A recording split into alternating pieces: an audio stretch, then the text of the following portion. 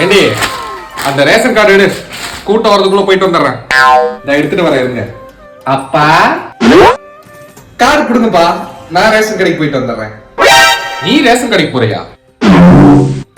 ஏண்டா ரேஷன் கடைக்கு போனா என் கெத்து என்ன ஆகுறது?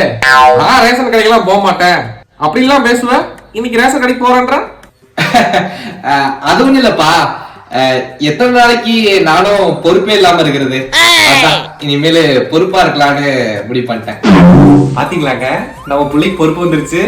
பொறுப்பு வந்ததெல்லாம் நல்லதுதான், ஆனா இத்தனை நாளைக்கு இல்லாம கரெக்டா பொங்கல் டைம்ல வருது, அதான் கொஞ்சம் யோசனையா இருக்கு. ஏங்க சும்மா அவரை பிடிச்சி நோண்டிட்டு இல்லாம அந்த ரேஷன் கார்டு எடுத்து அவன் கையில கொடுங்க. ஏண்டி அவனே பொங்கலுக்கு ரேஷன் கடையில கொடுக்குற 3000 ரூபாய் அமுக்கலாம் பாக்குறான்.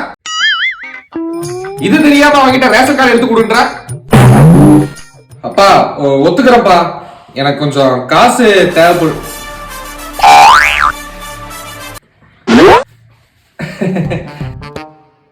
கொஞ்சம் காசு தேவைப்படுதுப்பா, அதான். அதெல்லாம் இருக்கட்டும், நீயே ஒரு முரட்டு அணிலாச்சே, நீ எதுக்கு எங்க தலைவர் கொடுக்குற காசை வாங்க வர? 2026 நாங்க தான், டிவிக்கே தான் அப்படிலாம் சொல்லுவ.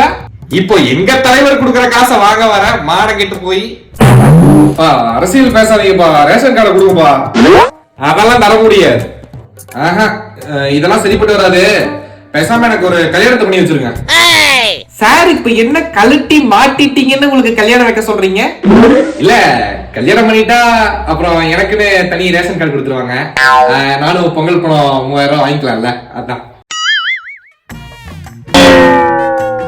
பாத்தியாடி உன் பிள்ளையோட பொறுப்ப, 3000 ரூபாய் காசுக்காக கல்யாணம் பண்ணணும்னு வந்து நிக்கிறேன். இதெல்லாம் உருப்படுமா? கையில என்ன இருக்கு பாத்துக்கிட்டீங்களா? எடுத்து அடிச்ச செவுத்துல பள்ளி மாதிரி ஒட்டிக்குவேன். ஓடுறா ஓடுறா.